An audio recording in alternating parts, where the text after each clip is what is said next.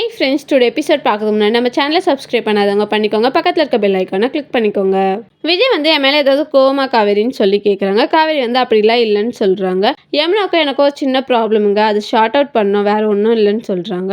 என்ன விஷயம்னு சொல்லி நான் ஷார்ட் அவுட் பண்ணுறேன்னு சொல்லி கேட்குறாரு. இப்போ நீங்கள் இருப்பீங்க, ப்ராப்ளம் சால்வ் பண்ணுவீங்க, நாலு பின்ன நீங்கள் இருக்க மாட்டீங்க, எனக்கு ரொம்ப கஷ்டமாக இருக்கும், நானே பார்த்துக்கிறேன் அப்படின்னு சொல்கிறாங்க. அந்த பிளேஸ்க்கு நர்மதா வராங்க. குமரன் மாமா ஷூட்டிங்க்கு போக வேணான்ட்டு கங்கா அக்கா சொல்லிடுச்சுன்னு சொல்கிறாங்க. காவேரி கங்கா கிட்டே பேச வராங்க. கங்கா இல்லடி, கடை டல் ஆயிடும் அப்படின்னு சொல்லிட்டு சொல்றாங்க. அதுக்கெல்லாம் நீ பயப்படுற ஆள் மாதிரி இல்ல, நீ வா தனியா பேசலாம் அப்படின்னு சொல்லிட்டு கங்காவை தனியா கூப்பிட்டு போய் பேசுறாங்க.